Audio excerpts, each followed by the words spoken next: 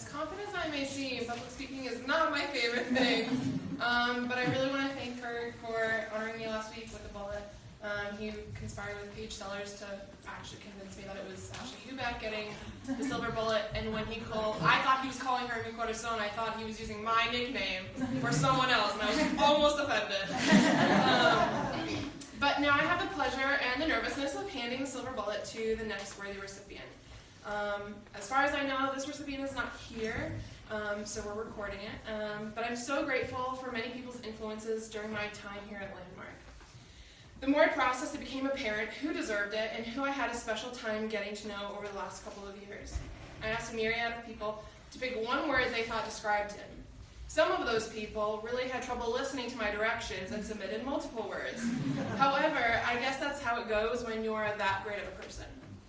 Some of the words were passionate, smooth, honest, dependable, kind, funny, consistent, gregarious, sincere, a quiet presence, laid back, fashionable, fresh, classic, level-headed, calm, and a quiet presence.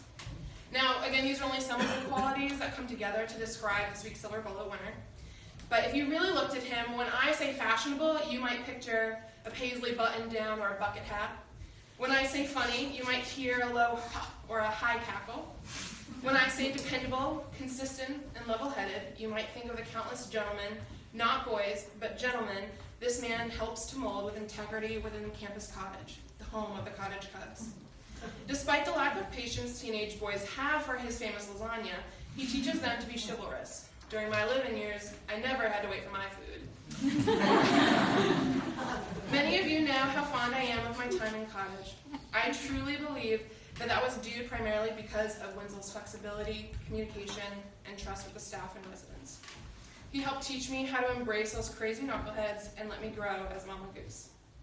It was also incredibly comforting to see him out at Hale Street after an incredibly long week sometimes. He always had his choice drink in hand, a Belvedere. With the other hand, he would pull me and many others under his arm for a hug.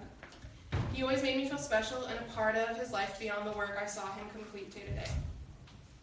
He's so generous with showing his appreciation, and I hope he knows how much in return I appreciate him. Now, I know things at the beginning of residential training, and I really wish he was here because I don't know, I was just so nervous starting residential training this year that it seemed like every time I spoke, I was just giving him an insult. I don't know what it was, but everything always came out the wrong way. And I was so mortified because I respect Winslow so much. But he always responded with laughter and understanding and how I actually meant it to come out. Again, I'm so sorry, Winslow. But this moment is about you and sharing your praises, so I digress. In all honesty, Winslow's a true baller. Not just because he's a basketball coach or because he's on the Shuckers, but because he welcomed me into his home, his job, and taught me so much about how to be a leader and present for people. I'm still learning, but I can recognize someone worthy and when someone strong has come into my life.